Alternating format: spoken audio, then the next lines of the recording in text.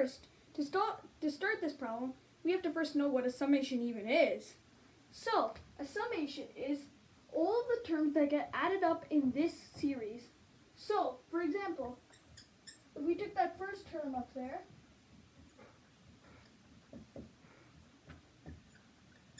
this means sum, and this is the beginning number you start off with, cos of 1, and this is the end number, so we keep adding cos 1, cos 2, cos 3, dot, dot, dot, and we add it all the way up to cos of 44 degrees. Okay, so now that we know what a summation is, we can start this problem. Okay, so the way to first start off this problem is by realizing that the summation 44 n equals 1 cos n plus the summation 44 n equals 1 of sine n is equal to the summation of 44 n equals 1 of sine n plus the summation of 44 n equals 1 of sine 90 minus n. Because cos n is equal to 90, sine of 90 minus n. It's a well-known formula in trig. Okay, now our next step is by using the summation formula for sine. So we have sine x plus cos x. We have sine x plus sine y, right? And now we can use the formula of the sum to product. So what the formula gives us is sine x plus sine y is equal to sine of 2 sine of x plus y over 2 times cos of x minus y over 2.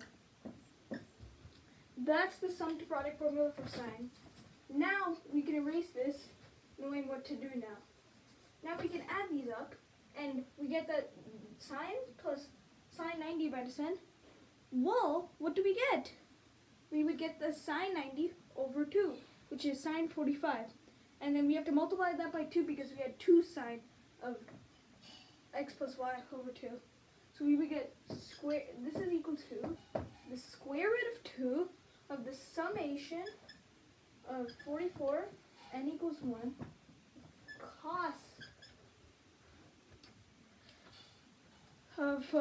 cos of 45 minus n, because we also have to subtract. So if we subtract it here, we would have sine n. So if we subtract it here, 90 minus n is 90 minus 2n. 90 minus 2n over 2 is 45 minus n. That's why we have the cos of 45 minus n over here. So this is equal to the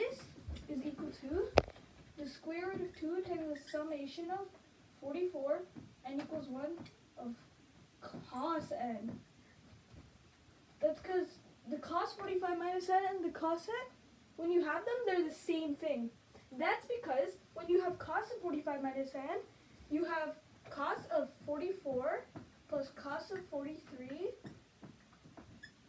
plus cos of 42 dot dot dot plus cos of 1. And cos of n is just cos of 1 plus cos of 2 plus cos of 3 plus cos of 4 plus cos of 5 all the way up to cos of 42 plus cos of 43 plus cos of 44. So it's just the same thing backwards, but you can rearrange the sum associative property of addition, and we can actually get that they're the same thing. And that's why we said that they're equal. So now that we have this is equal to this, we can now get that. We can now get the summation. We can now get the summation of 44 n equals 1 of sine n. Sine n is equal to the summation, square root of 2 times the summation of 44 n equals 1 of cos n minus summation of 44 n equals 1 of cos n.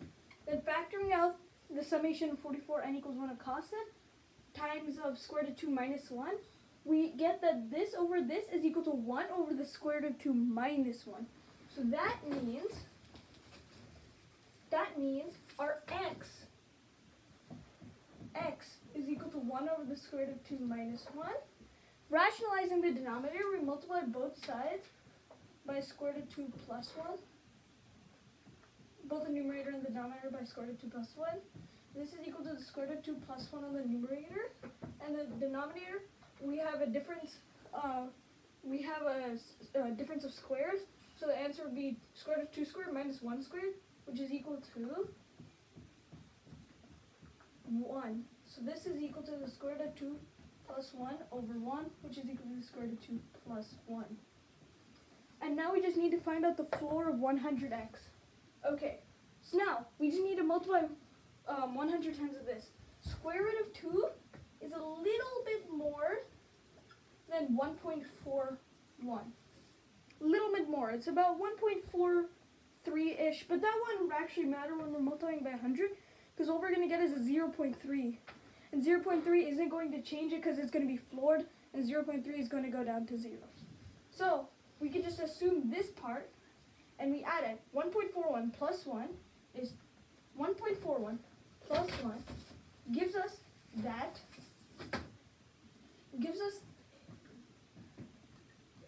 this is almost 2.41, because square root of 2 is almost 1.41 plus 1 is almost 2.41.